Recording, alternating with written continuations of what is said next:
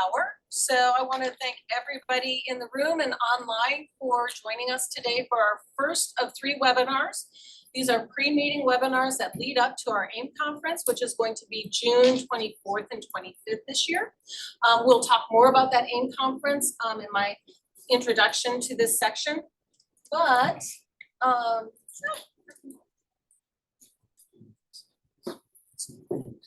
not advancing here.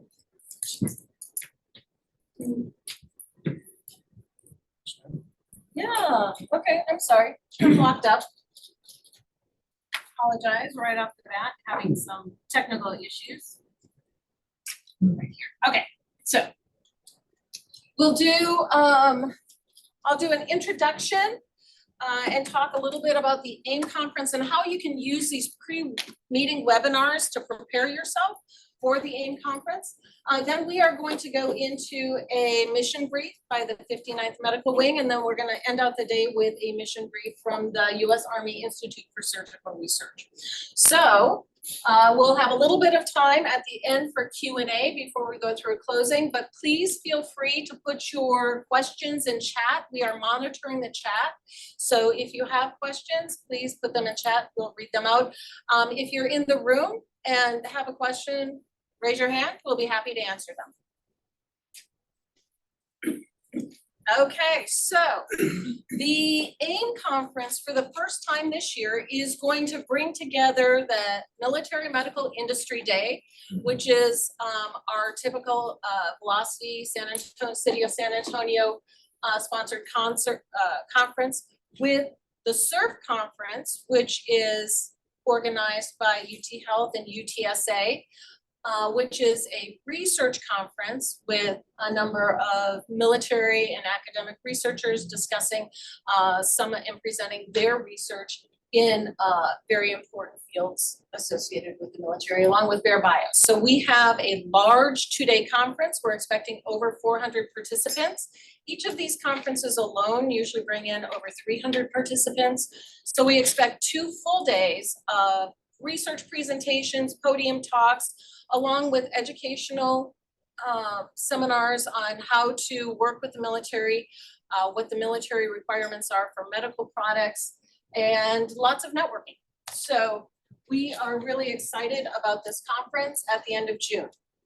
So if you want to sell your products, if you're an industry member and you want to sell your products to the military, of course you have that military end user. And the military end user is very important. They're going to have requirements that they need in order to do their job. So the military end user can act as for test and evaluation, and hopefully they're the people that you're going to be selling to.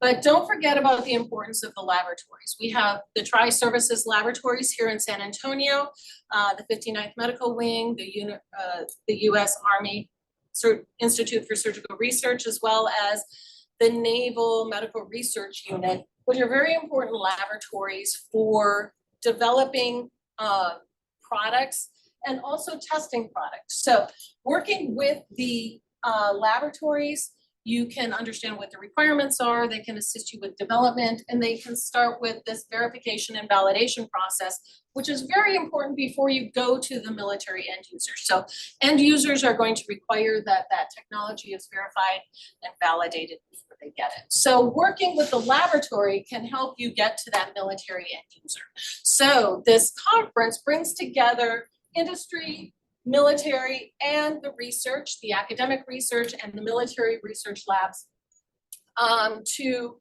network and get those products to the warfighter, to the medics that need them as efficiently as possible. So how do you leverage this AIM conference? First of all, you can learn more about the DoD medical requirements. You can do that by attending podium and poster presentations.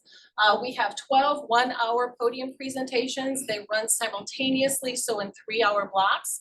You'll have 4 one-hour sessions that you can attend. And then there are over 60 research posters. So by looking at the research posters and talking to the researchers, you'll get a better idea of what the medical requirements are. You can listen to panels on the vision of DoD medical product development. So we have DHA portfolio managers as well as higher ranking members from these service units to talk about what the medical requirements are. And then of course, we have opportunities to talk one-on-one with researchers from the tri-services, from Army, Air Force, and Navy, as well as Brooks Army Medical Center, the clinicians that are working especially in the trauma care units, and the Veterans Affairs. For the first time this year, we're bringing Veterans Affairs into our conference so you can learn how to sell to Veterans Affairs as well as work with researchers there.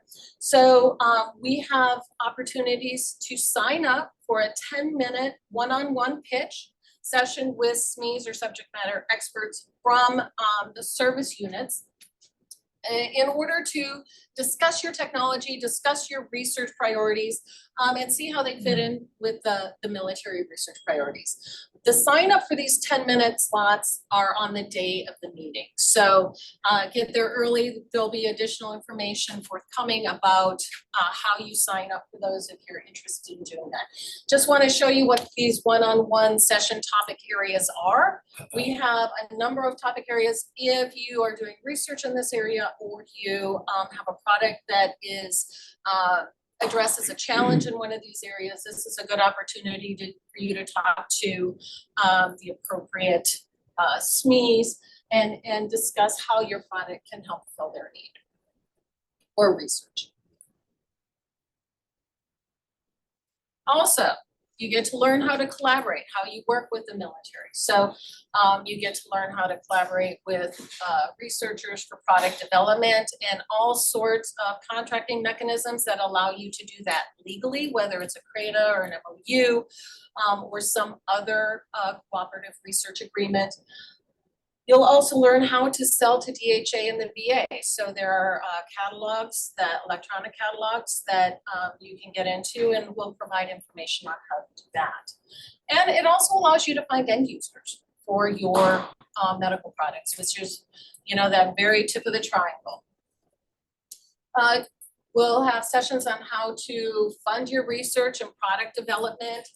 From grants and contracts to congressional special interest and consortium, OTAs, of course, the SIVR-SITR programs are also available for non-dilutive funding. But also for the first time this year, we'll talk about how you can leverage dilutive funding in order to actually fund your product development all the way through commercialization.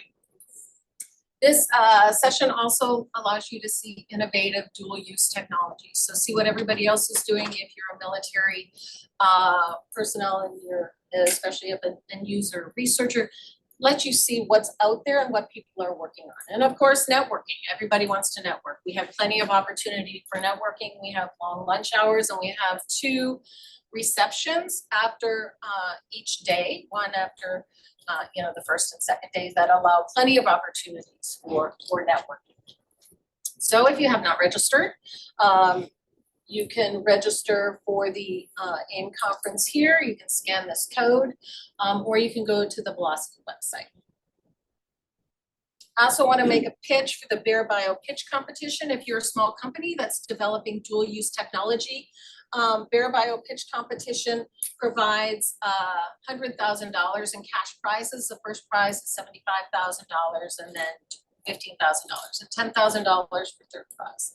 So if you fit that, then that might be an opportunity for you. The Bear Bio Pitch Competition is after the first day on June 24th. We have 2 more pre-meeting webinars, next on April 22nd and then on May 20th. April 22nd, you'll hear from 3 other research labs. So you'll hear the mission briefs from 3 other labs. And I'm also going to make a pitch for here at Velocity, Texas. If you want to talk to a representative for the U.S. Army for Surgical Research, we do have office hours on Friday from 11 to 1. You can contact me at Patty at Velocity, Texas, and we can arrange that for you. And without further ado, I think you skipped over a slide. Did I skip over a slide? On the previous videos from the other webinars. Oh. Wait, okay. I don't see it. Okay, I did. Oh, sorry. Going too fast. Pre-meeting webinars. So we have recordings on our website for important pre-meeting webinars from previous years.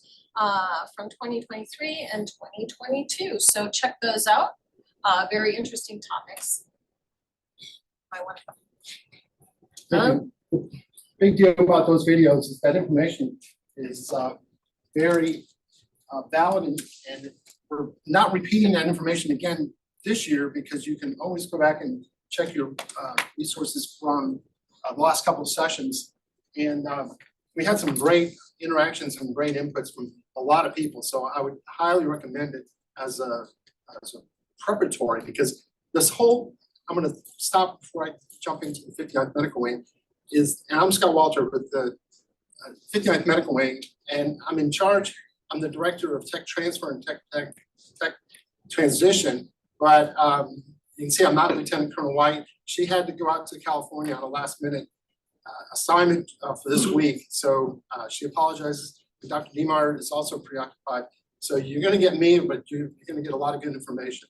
But what I wanted to step aside and give you a quick overview, well, what we're trying to do here with it used to be Industry Day and SURF, and now combined, and we'll need your feedback to make it even better, is unlike some other research symposiums where they give you a little bit of this and they give you a little bit of that, and it's really research focused. We want to focus on the whole process. We want to teach you how to fish so that you can go out there and be the most effective you can. And I also echo Patty's statement that we are so thankful for you being here, showing interest in the military's medical needs and requirements, and bringing new technologies, new medical capabilities to that mission to save lives. I mean, that's the ultimate. Executing America's agenda overseas and hopefully not locally, but to protect those young men and women who are dedicating their lives. So from my heart, I say thank you. So first slide, please. I just got to go through the disclaimer that if anything I say is wrong, the secretary will disavow all knowledge of me. So there'll be no prosecution, hopefully. Although this session is being recorded. Next slide, please. So I'm relying on my notes a little bit, but what I wanted to show with this slide is that the 59th Medical Wing is just a small part of a large network of organizations that are in San Antonio. Some you might be familiar, maybe a few that you're not. So definitely, and you know, of course, we'll hit this much harder in June for the actual sessions. But just to point that out, just several parts down at the bottom, you can see Wilford Hall and what we bring to the table, bring to the fight. In a few minutes, you'll hear from my colleague, Dr. Sylvain Cardin, about the Institute of Surgical Research. Next month, you'll hear from the other organizations, BAMC and VA, as well as the NAM in San Antonio. But I just wanted to show how it all fits together. Next slide, please. One thing I definitely want you to understand is that come away from this is that the 59th Medical Wing is not your typical laboratory. And I'm not going to tell you what a typical laboratory is other than to say how we're different, is that we started in 2008 and it was based on wanting to help the clinicians who are doing research, who want to do research, to give them the tools they need to do the research at the medical treatment facilities. So that they're not assigned to a lab, but yet they either came from a lab, or they're going to go to a lab, or they're connected to a lab, and they want to do medical research. Well, the tools and I mean, from contracting to helping write grants and proposals and regulatory, that still is difficult to do at a lot of the MTS. So we're working in DHA to try to provide those resources, those assets, so that if they want to be involved in research, or if they don't know about research, they know where they can go to get some assets, some resources, support, especially with collaborating. Because if you bump into one and they say, well, yeah, but I don't know how to get to you. I don't know how to work with you. We got that information, and we'll be providing that information in these webinars, as well as the actual sessions in June. So that's what we're doing. We're going to teach them how to fish. Wanted to highlight when you're talking about dealing with a lot of the military and the government civilians that support them in the clinical role, that they're dealing with real world medical problems. Some of them have deployed, they come back with that experience, they know what they want or need or can do better, and they want to apply that. So they need y'all's help to make that happen. And they're doing military relevant. So is it military needs and requirements? Oh, yeah, because it's actually real, it's happening. If they, one other aspect, I'll just step aside for a second, is military, we have a lot of, this is my job coming out now, a lot of military patents that are available for licensing. A lot of people don't know that. Well, what those patents are, they're based on, gosh, I wish I had this device. I wish I had this capability. I wish I could put these two things together. Well, they can, so that they'll develop a patent. And that patent is available for licensing for small businesses from Miltech, TechLink. We'll go over a lot of those assets and those resources. Just throw that out there as another way of defining military needs. The 59th Medical Wing, we enable those medical researchers, the clinicians, with writing proposals, publishing, transition. That's where I come in, transition either to a medical program or transfer to spin technologies and ideas out and spin those technologies and ideas back in as medical capabilities. So try to interface that. And then it's all really summarized in our mission, our vision statement about growing medical leaders, because when we enable them, they become better medical research and development leaders, as well as more effective at working together to address a lot of the military's needs. Also driving innovations in patient care. So think about it, just it's all clinical based. It revolves around that clinician, that clinic. And then and also improving readiness as a result. And if we can, I have a short video. Is it gonna work?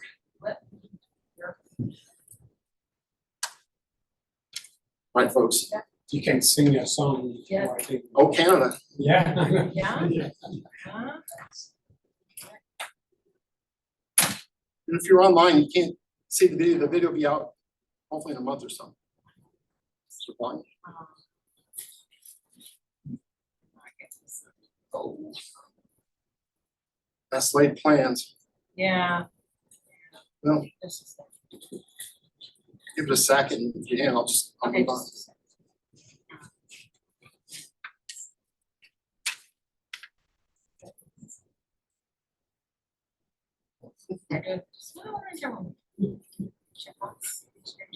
just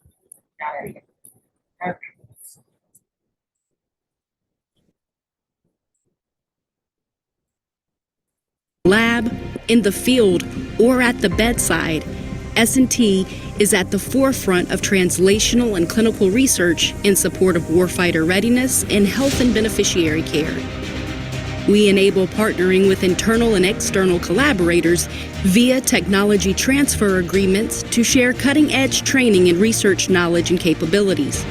We conduct operational research and training to optimize clinician performance and patient care across the continuum of care, including austere medicine, surgical skills development, wound management, infection control, and definitive care in garrison.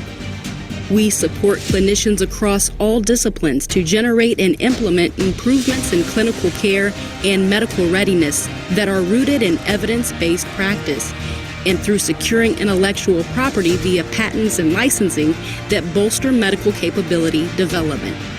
Scientists, clinicians, and staff alike have access to state-of-the-art equipment and lab capabilities.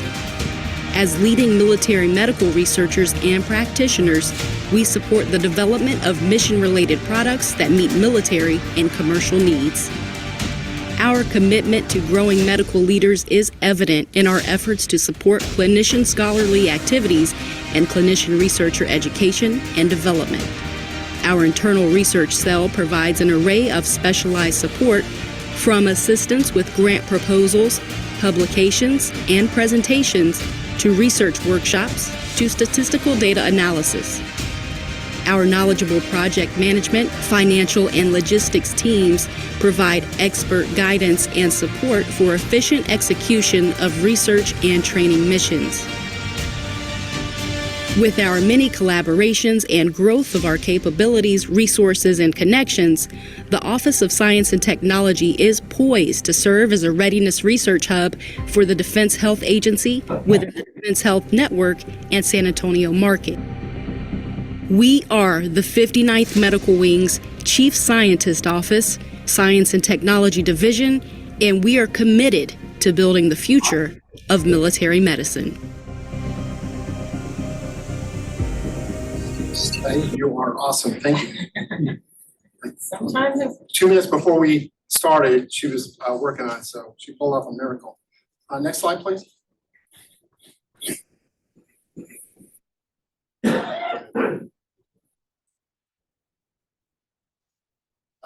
Yeah, but that's just our organizational structure, and I think they'll get a copy of the slide so that if you needed to identify which person was aligned with which capability or portfolio, that's an alignment. But we started in 2008 with just one person, Dr. Niemeyer, as the chief scientist, and built around it. And now we have a network of about 200 researchers, developers, program managers, assistants, financial people. So becoming more of that integrated hub for supporting clinical research at the military medical treatment facility. Next slide, please. And this slide is, you've seen it before. It's typically, it's the continuum of care. And why I highlight it is because if you think about it, clinical medicine touches the entire spectrum of that care, from in the field, you have to validate certain like self-aid body care, it's validated in the clinic, and all the way back to the actual medical facilities. So we touch all those areas, and it is a large spectrum of care that support all projects across that spectrum. It makes us very flexible, very agile, so we can pivot as needs change, or as our new technologies come forward, or our clinicians come up with new ideas. Next slide, please. Some examples of our care. Most of our programs are centered on the clinical investigation program, and that's providing those additional capabilities for in-house research. And that's where we rely a lot on collaboration, because what happens inside the fence is small compared to what everyone does around us with academia, industry, nonprofits, and foundations. But 350 protocols in 8 major focus areas. Let you glance over that. Just go ahead and jump to the next slide. I'm not take any time away from my esteemed colleague. It's okay. Thank you. A quick representation of the research. Usually, of course, it represents military medical needs and requirements, but it also involves around this clinician interest, because as the clinicians, what they call a PCS, permanent change of station, they come into our facility, they have ideas, they want to build on it. And so that's what gives us that ability to pivot and be agile. Also, like I said, it allows us to pivot to new emerging threats from the questions that come up from the COCOMs. We don't have the answer, or situations that we're not familiar with. It allows us to do some research to find out what's the cause and test and evaluate possible solutions to those medical problems. Next slide, please.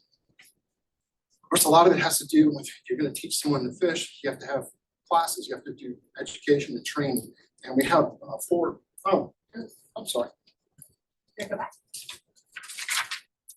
Oh, I'm sorry. I got ahead of it. But it's yeah, the next slide, please. My bad. I skipped over this, but it's the major research facilities that are in San Antonio. Kind of covered on the first slide.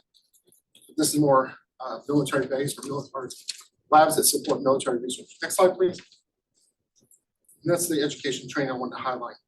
In the top left is the basics. I'm trying to bring them into the fold and let them know if what they want to do, if it's research based, or just if you want to do some market studies or analysis. We kind of give them that background information they need to be more successful. To the top, your top right, and that is more advanced training for some that really want to make a career out of it. And then to the bottom left, we have a very successful science program where select few are allowed to dedicate some of their time to not just treating patients, but also to be able to do more directed research. And in partnership, one success is Henry Jackson Foundation now is providing grant scholarships for 2 SCION members per year and $25K. So it's externally funded research that's addressing military requirement for our military researchers. And of course, what we get out of it is more dedicated, more knowledgeable researchers who become military medical leaders in research and development. And then the bottom right is the research that's directed to nursing research. Next slide, please. There's a few other training courses that we provide. My specialty is the top 4, and that's tech transition, tech transfer. I'm trying to help us become more effective, like our agreement with Velocity Texas, to be more effective working with our external partners to make that happen, reduce our costs, and be able to accomplish much more, bringing intellectual property in and then sharing that intellectual property. Next slide, please.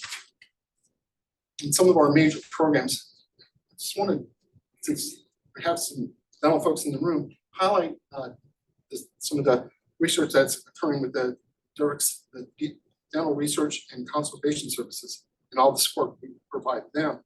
And it's exciting being able to address a lot of problems, but using commercial technologies as and we talked earlier today about a couple of those.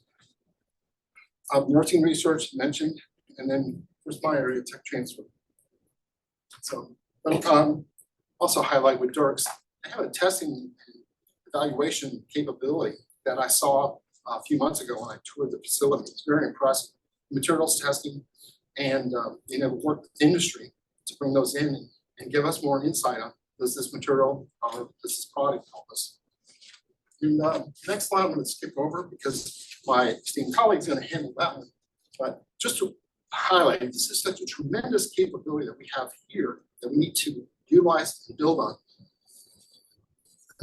Yep, last slide. I'll highlight some of the many success stories that we had. This is just one with ECMO, external corporeal membrane oxygenation.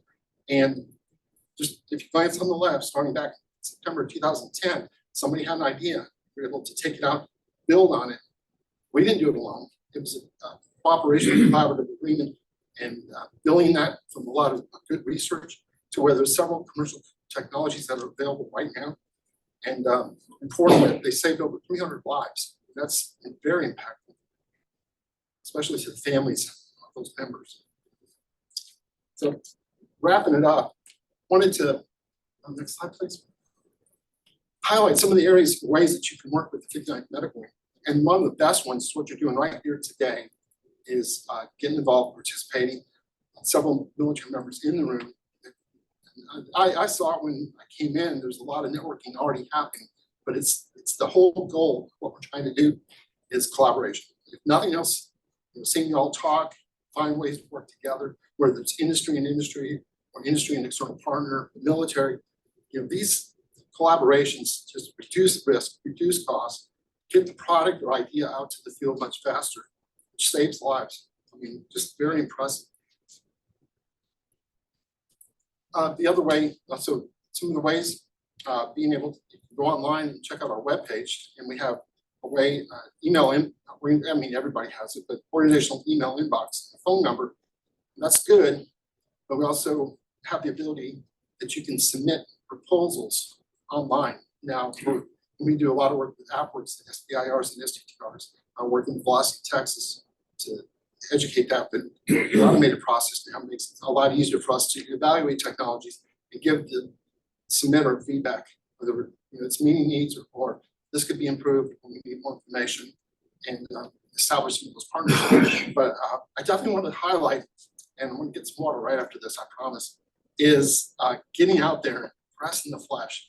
I'm one not to necessarily press the flesh, but getting to know these people, see where they're proposal, they're given a briefing on a certain technology. Go up to them and ask them if they're not interested. I know they are. They're interested in collaborating because they want to get better ideas. They want to be more effective. They want to work with. So it's not just military, but the government civilians too, and anybody that's working in that area. But I often say that you've got to have end user involvement. It's almost as important as having funding, because with end user involvement, they're going to throw your project a rope and drag it through the valley of death, whether it's financial or regulatory or other problems. So end user. Find those end users, keep them happy, keep them plugged in. And if you get an award for a contract, so I'm getting off track a little bit, make sure you involve them in the project, because the end users, they'll help you get the funding. And then it's a contract, and it's managed as a contract. And oftentimes at the end of a contract, if the end user is not involved, you got this product, this is successful. Nobody's aware of it. Oh yeah, you were working with a technical point of contact, and they gave you some great feedback and you got a good product. without an end user, it's gonna be just more delays and more problems. So use these opportunities to just go out there, press the flash. If they don't know anybody, ask them if they know somebody who might know somebody, whatever it takes. But I'll stop preaching now. And I'll turn it over to Dr. Sling. Thank you.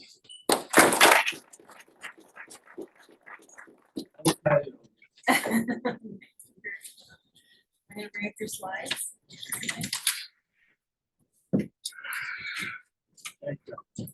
Getting dirty. You will see how Colonel Dr. Walter is such a great person and such a great presenter.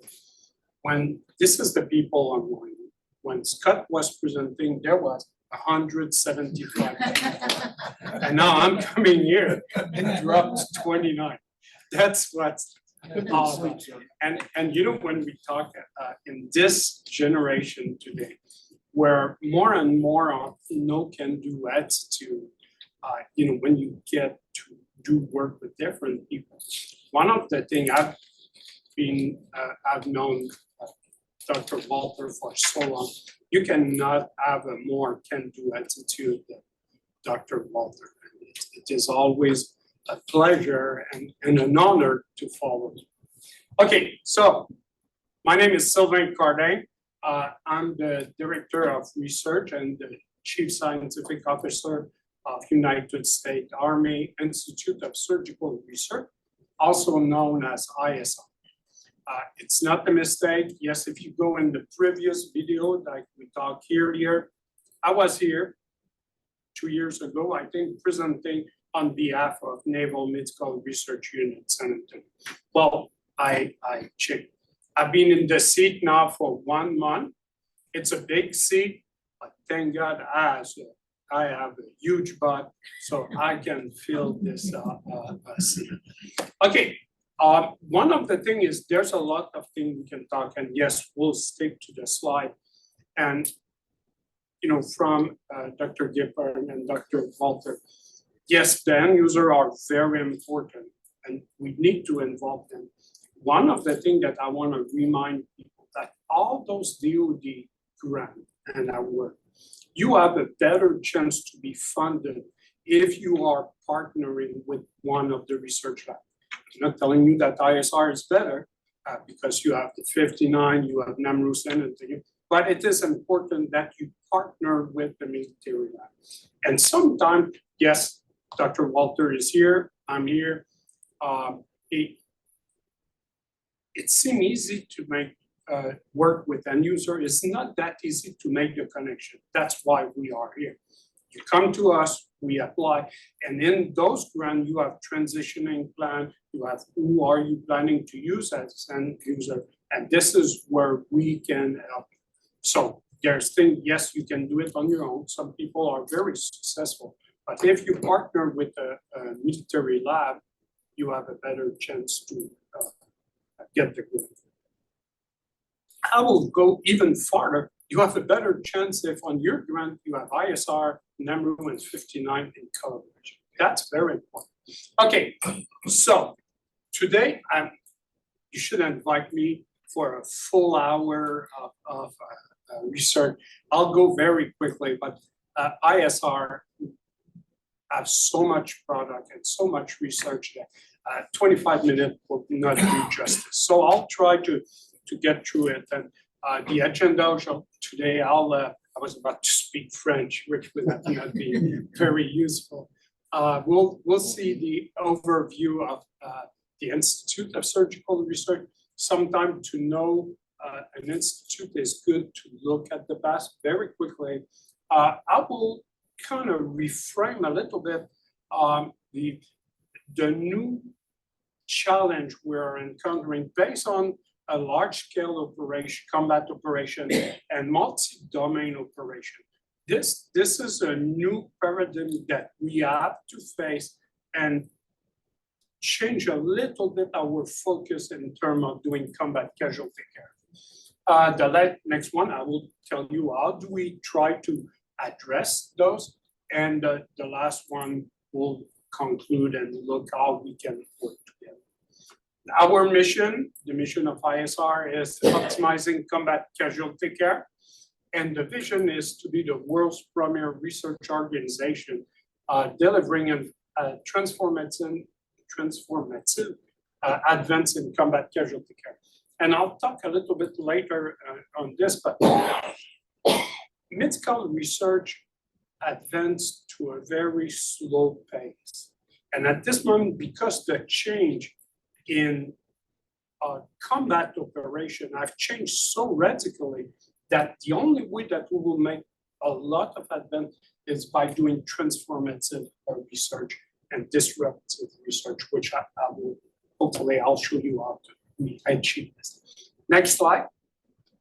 Okay, so ISR is one of 7 sub-lab, if you will, to the Army Medical Research Development Command in Fort Detrick, Maryland. That is a part of the Army Futures Command here in Texas, Austin. Where of all these 7 labs, only 1 lab is exclusively focusing on combat casualty care. That's us. ISR is also the home of the only burn center, DoD burn center. And there is a very strong synergy between laboratory scientists and clinical research due to the co-location with BAMC and the GTS, like I'll mention a little bit later. Next slide. So the history very quickly, ISR didn't start as an institute. It started as a unit, a surgical research unit. It was funded in 1943 and stayed in Staten Island, New York from 1943 to 1947. And the staff, and this is what's remarkable, the staff were 12 at the time. The initial mission was to develop antibiotic in wound care, which was very prominent in the few first conflict.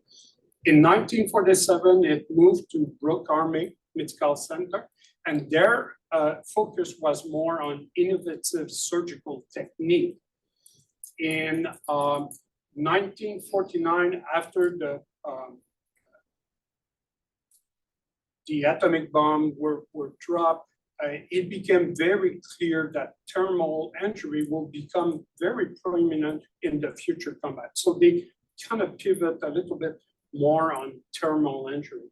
In 1970, they have been kind of put here on base and become at this moment the Institute of Surgical Research. This is where the name started. And after,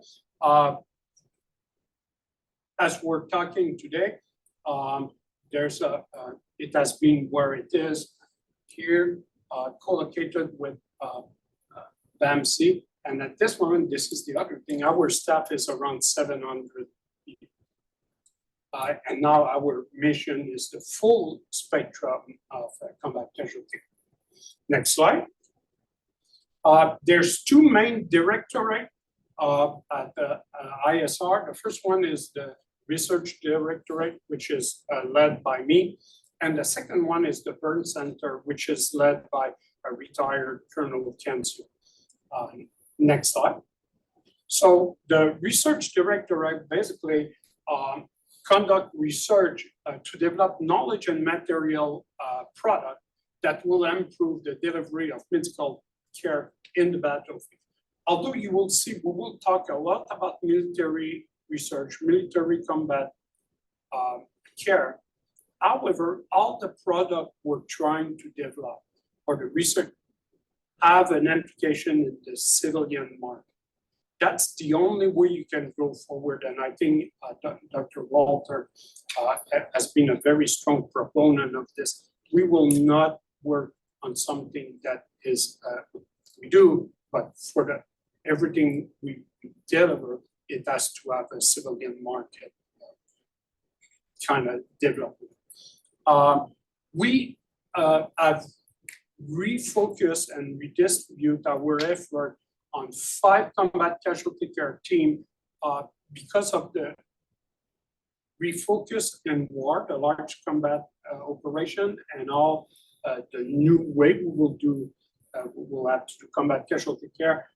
Those 5 research team, if you will, that I will call from now on CRT, will focus on physiological process of trauma, which is a little bit a different approach that what the majority of the lab have been taken. And I'll talk a little bit more on this.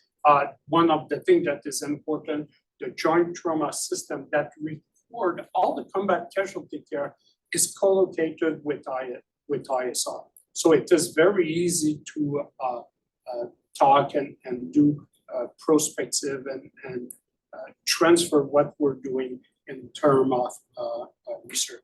We talk about end user, and the JTS is a good resource to absorb or receive what we call knowledge product. Next slide. The Burn Center, to highlight very quickly, it was the second burn center established in the United States in 1949. What is interesting is because it is the South Texas Regional Center, it treats not only military but civilian patients also. They are a training center for deploying unit, student, resident, and fellow. It is home of the burn flight team, and it has care for the major conflict in terms of burn casualty since World War II. Next slide, please. The burn flight was within the burn unit. The burn flight was established in 1952, and the specialty are burn care in flight. It is, we have 3 teams of 5 burn intensive critical care unit that include burn surgeon, critical nurse care, and other specialists. It can be deployed within 12 hours anywhere in the world, and I've already served more than 100 overseas missions since 2003. So basically, that's why we say can deploy anytime, anywhere. Okay, next slide. Very quickly, I don't need really to go through all this, although very important. The Burn Center have a very robust community outreach. They have kind of lead what we call the Burn Strong. It's a partnership with the San Antonio Fire Department that teach different firefighter, paramedic, and EMT training. And they train it in basic and advanced burn care for trauma life care. Next slide. So those are a couple of products that were developed based on research that were done at ISR. Some of the very high level, you have the Burn Navigator system that was developed with Dr. Salinas' team, compensatory reserve measurement, and the in-flight support for continuous renal replacement therapy. In addition, those are the ones that are there, but on the left, you can see things that you will recognize: hemostatic dressing, low titer, whole blood, and coplatelet, to name a few. Next slide. What is interesting with ISR is we have a high impact contribution to the combat casualty care literature. So 8 of them in the recent publication that look at all the combat casualty care publication, 8 out of 10 contributing author came from ISR. At this moment, we published something like 1,768 manuscripts from 2001 to 2021, and it's still exploding. We have this young, very dedicated scientist, Dr. Salinas, that to himself is about to replicate all those publications just on himself. So that's something that what is also very important to know is the research that was conducted when I talked to you about a product, there's also knowledge product. So we have contributed to what we call clinical practice guideline in the GTS. Next slide. And this is the 10 most impactful person for combat casualty care. We'd like to recognize 2 active members at this moment, Dr. Convertino, who is our senior scientist, and Dr. Lee, at the time, Colonel Kencio. Now Dr. Kencio is the lead for the Burn Center. Next slide. Here you see all our collaboration, national and international. What is interesting at this moment, I think, for this venue is that we have a very strong collaboration within the ecosystem, the San Antonio ecosystem, the Texas ecosystem, by collaboration with our joint partner, who is the 7-Eleven, NAMRU San Antonio, and the 59 Mid-Scalaway. But we're not stopping there. You can see all around, including the velocity, all our collaboration with the industry and academia in the market. So it made that San Antonio and the UT system is a very good place, if not the best place in the world, to develop combat casualty care as the new paradigm approach. So that's a little bit like that. Could show more on this, but that's that video. Next slide. Okay, very quickly, how do we look? So in the past conflict, it was, I'll use the word easy. It was not easy, but it was relatively easy because when we face Afghanistan and Iraq, the weapon, although lethal, were relatively small in terms of power, if you will. So we talk about small arm, mortar, RPG. And what happened is that it was a low casualty density. And we had this process that we call the golden hour, that the casualty could reach mid-scale facility within 60 minutes. In the next conflict on the right, we will face a peer or near peer adversary that will have sophisticated weapon. They will be very lethal, and we will have to kind of be involved in a denied environment and a contested airfield. What will happen by those conflicts? We will have high density casualty, and the delay to surgery would be, we're talking about days to be serviced in a mid-scale treatment facility. So we have to pivot to a new way of how we will do. So in the past, 60 minutes from injury to mid-scale treatment facility. Now the new approach, and that's we'll take the mid-scale treatment facility at the point of injury. We will save our people that night. And now you will say like, dude, you don't know what you're talking about, it's impossible.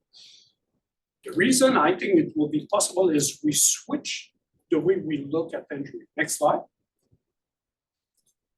ISR have redesigned all their program on different research teams that are directed to do research on the physiological aspect of trauma. Therefore, if you can address those physiological aspects, you will have a chance to take care of them at the point of injury and maintain them, stabilize them until they can be evacuated. Now, don't think I have all this already solved. That's what we're working on. But basically, the way we have done is with those 5 pillars, we will address 3 tiers of physiological events. One that is acute, from 0 to 1 hour, that you can see that will have loss of blood, loss of airway, decrease in oxygen, and those kind of things that would be distributed. The tier 2 would be what we would call intermediate, look at vascular dysfunction, edema, thrombosis and organ failure that will start setting. And the delay from 6 to 24 hours, where you will see inflammatory second hit, the progression of organ failure, and of course, wound progression. Next slide.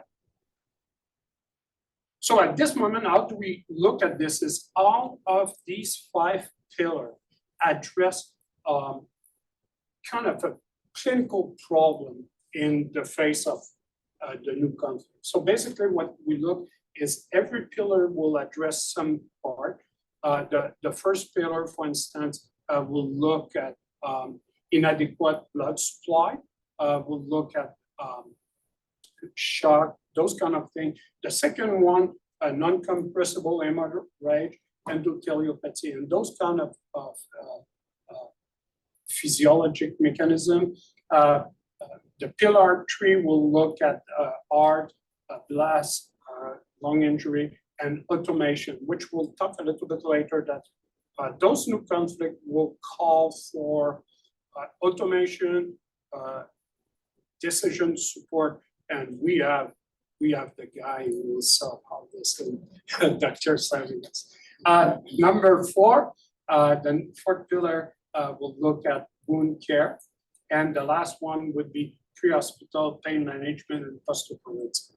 So that's how ISR is kind of redistributing our force to answer. So at this moment, if we can stabilize those injured using physiological mechanism, we will be able to maintain them longer until they can be evacuated. Next slide. So very quickly, I'm not going to go. I have 5 minutes. Thank you.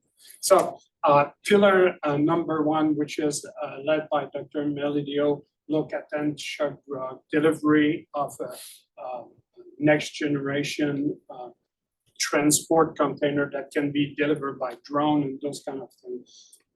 Again, I can talk more. That's why I need to come back with a longer time. Next slide. Pillar number 2, which is directed by Dr. Edward, look at non-compressible hemorrhage control, like expanded reroll. How can we use adjunct drug to intensify or increase the length of the use of reroll? Microvascularization, stabilization using nanoparticle, and something that is not being looked too much, but we are resuscitation within to roll through. Next slide. Number 3 is the organ support and automation technology directed by Dr. Salinas. Those are, again, I could put a lot more, but here what I will put the 2, not more important, but that when we talk about new conflict, that would be very important, is the clinical decision support system and compensatory reserve that could lead to automation and increase the decision that can be done for many casualties with very little provided. And the last one, robotic surgical assistant and unmanned evacuation platform, which is a new game changer, and we already have a solution because of that. Next slide. Pillar 4, combat wound by Dr. Young, and I'm not going to go through all this, but what if I would tell you that in the past we have been very good to save our casualty. So if you would have reached a medical treatment facility within 60 minutes, 98% of the people would be safe.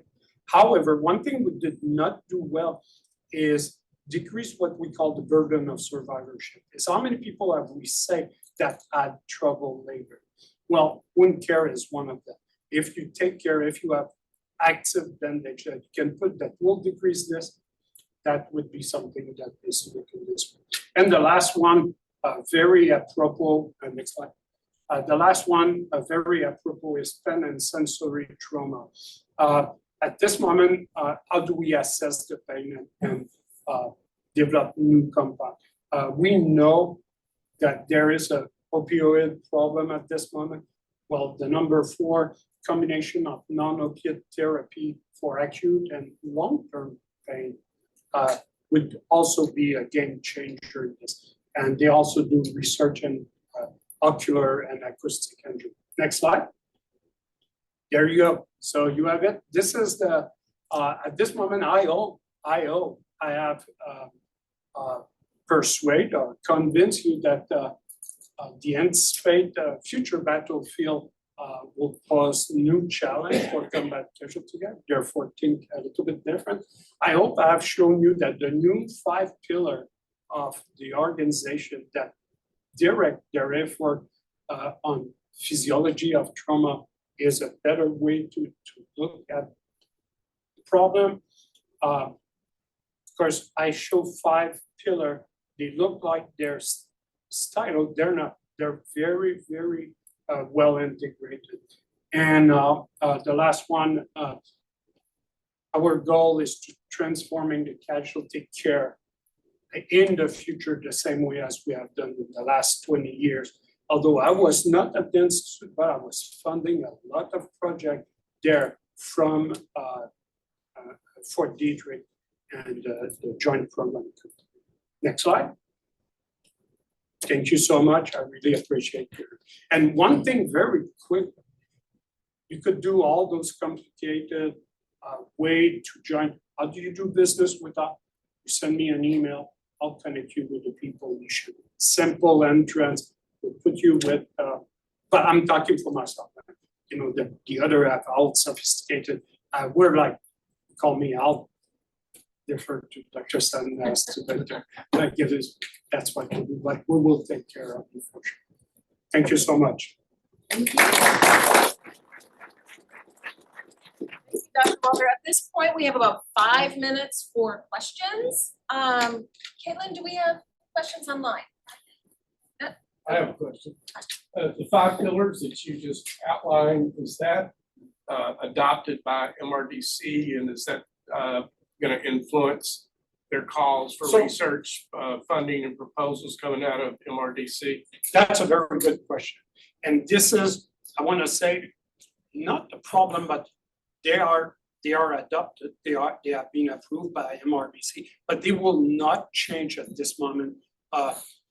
For instance, GPC 2, GPC 6, and those kind of things, who have different portfolio, but the portfolio in the call they will make can be answered and will be answered by those 5 people. Because at the end of the day, when you do prolonged care, and I'm open to suggestion, but the best way at this moment is to look at pathophysiologic basis of the trauma.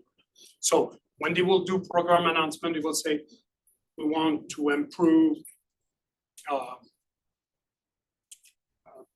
prolonged care. Well, we would say, yes, here's how you could extend prolonged care. You can do deliver oxygen, and the holy grail that we have been working recently, and I hope in my time at ISR, it would be closer as suspended animation.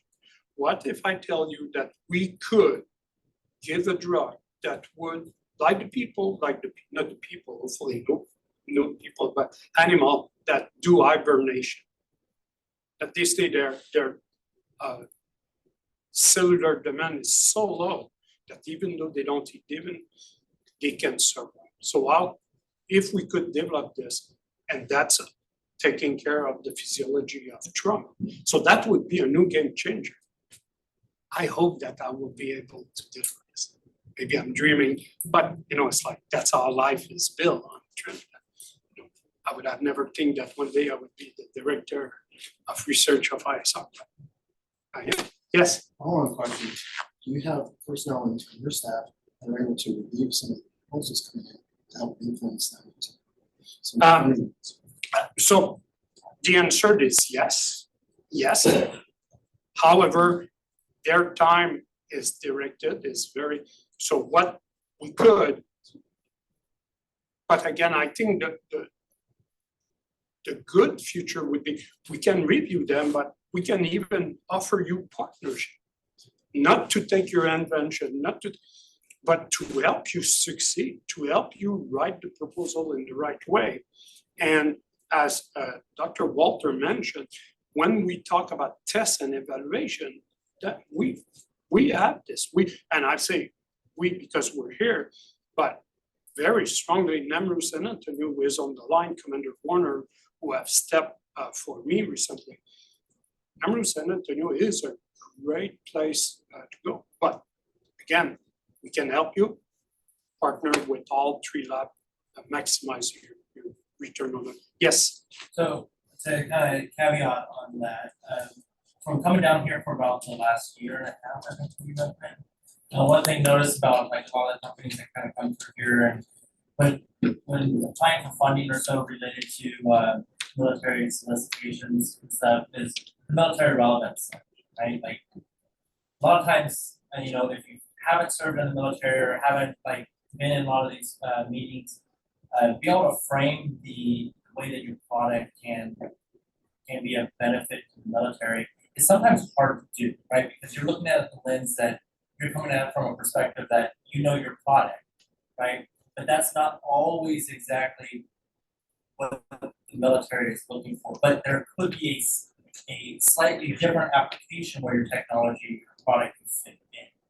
And that's one of the ways that, like, working with one of the military labs and those of us that write different proposals related to this, that could help potentially shape. A good example is that, like, you could, let's say you have a product, and let's just use 3D printing, for example. We had this discussion the other day. You know, 3D printers a lot of times are done in a climate controlled environment that's stable, you have materials and stuff like that.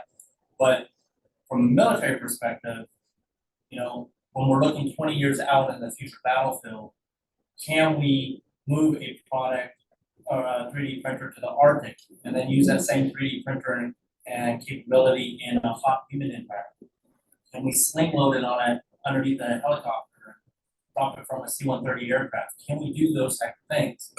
You know, current technology, you look at that 3D printer and it's like, no, that's not possible. But how do we get it? We get it there through collaborations, through research, through working with students. And so you guys all know your product, you all know your businesses well enough, but how, when you collaborate together, you can think of how we deliver products. Oh, absolutely, absolutely. Any other comment, concern, or question? Amir, you can ask. I could tell you the secret of life, but I think I'll have to be invited another time. June 24th. Oh, okay, there you go. You will know the secret of life. Thank you, thank you. Thank you. Our webinar for today. Thank you guys for showing up. We hope to see you on April 22nd to hear mission briefs from NAMRU SA, BAMC, as well as the VA. So in the meantime, reach out to me if you have any questions or concerns. Thank you. Thank you all.